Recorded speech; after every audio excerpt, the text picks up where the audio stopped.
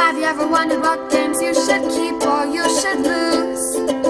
Find out here at Purge Reviews. Family Business is an old Mayfair card game, I believe from 1982.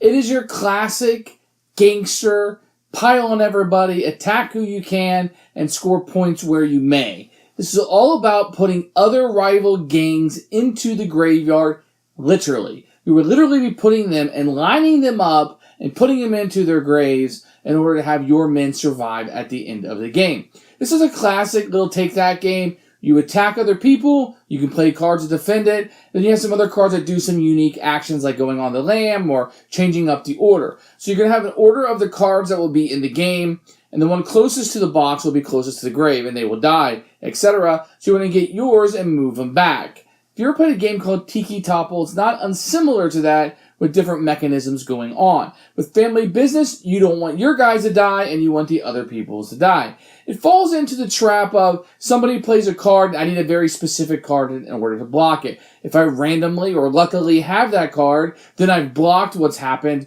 Kudos to me, I'm a great game player, but if I didn't randomly or luckily draw that card, then I am unable to prevent it from occurring, and I'm a bad game player.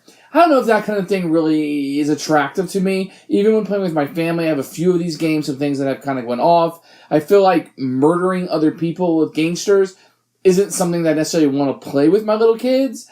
So it kind of takes that off the table for me. Your mileage may vary. You may be okay with that and your family structure. This is not okay with me at this point. There's so many other games that do this. I don't need one about murdering people.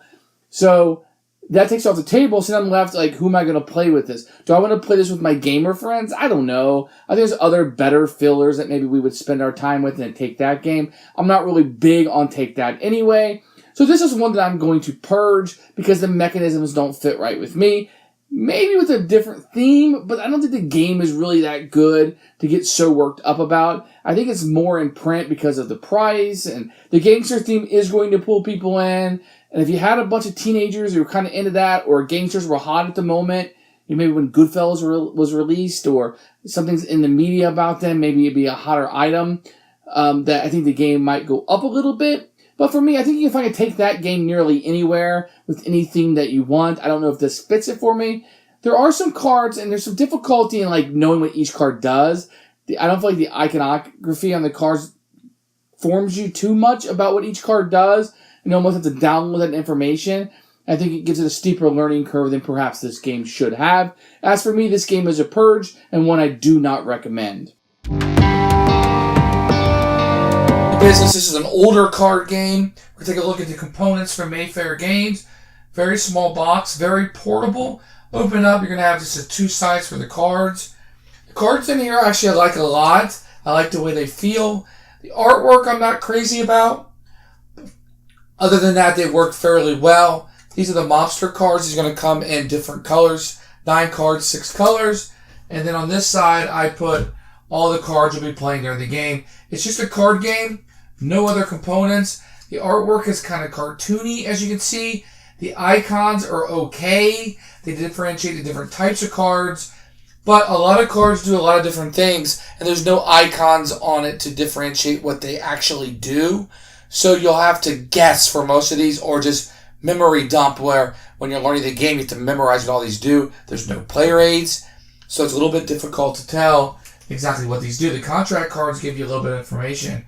But this Mop Power card, it tells you that it counters. What does it do? Let's take a look here. It's Safe House. It's a counter.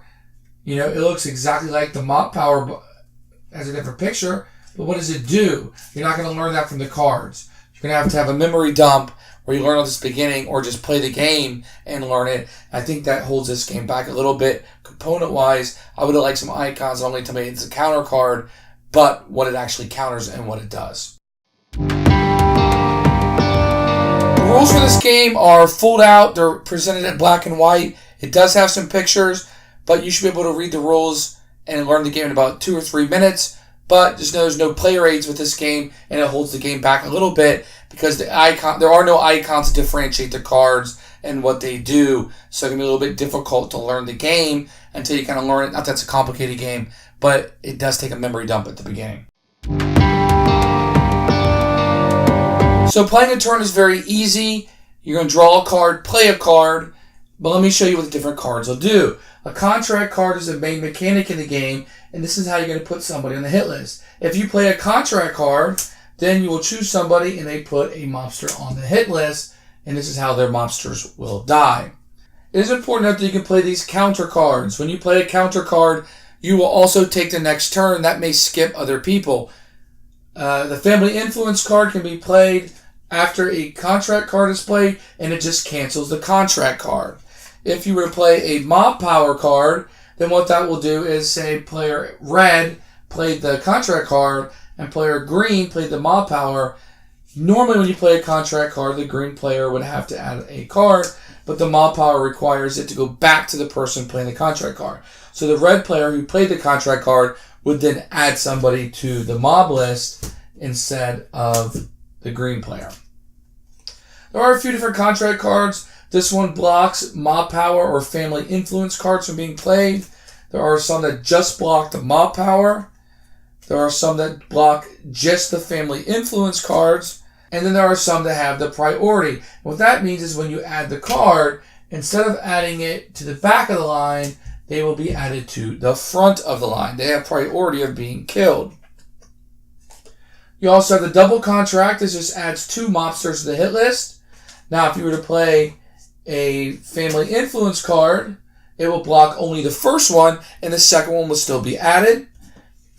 If you were to play a mob power against the double contract, then the mob power will only block the first one, and the second one will go out as normal. If you play a hit card, it allows you to eliminate any one person. So if I play this hit card, I can just kill this guy or anybody face up in front of the other player.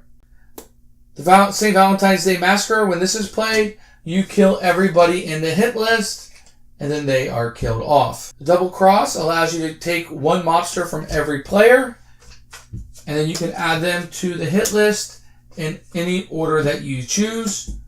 That's what the double cross does. Now the mob war card is a little bit different. When this is played, you're going to start a mob war. That means at the beginning of each turn, you will kill off whoever is closest to the box. And that's what a mob war is going to do. A mob war is also going to start in a few ways. You can play the mob card. You can play the vendetta card. You can have an ambush card played. Or if there's 6 or more mobsters in the hit list, or if somebody has 6 or fewer mobsters left, then a mob will start and it kind of speeds up the game, if you will. If the ambush is played, it's a little bit different. At that point, you will kill 2 mobsters at the start of each turn until the mob war is stopped. I'm going to put a few more out just so we can utilize them for our other examples. The vendetta allows you to take 2 mobsters from each player and add them to the hit list.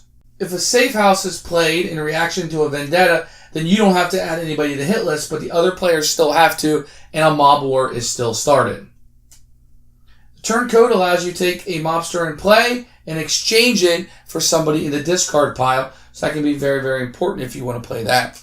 Then you can have these rescue cards that have the green on it with the little cross symbol that you would see on an ambulance, and this is take it on the lam. Allows you to remove any one mobster from the hit list. It's the only rescue card that can be countered. So you just play this, maybe get rid of your guy here, and scoot them down. Take it on the lam can be countered with a finger card, and that can nullify its use. Police protection works the same way. I can take 1 mobster out of the hit list, but it cannot be countered whatsoever. Substitution allows you to take 1 of your mobsters out and put any other mobster in from another player. The intrigue card allows you to change the order of the mobsters in any way that you see fit. The truce card will stop any mob war. So when mob war is started, you eliminate 1 or 2, depending on which card is played each round. A truce card will stop that, so you need to play it on your turn if you want the mobsters to stop dying. If you don't have anybody in the hit list, you probably, even if you have this card, probably do not want to play it. Payoff, you can move all of 1 players from the hit list. So if you're blue, it's a great time to play it. Scoot yellow down, and you would get these back into your pile. The Federal Crackdown works kind of the same way, except for it takes all of the mobsters out of the hit list. The goal of the game is to eliminate all of your opponents. If you're the last person with any mobsters left, then you win the game. who should buy this game?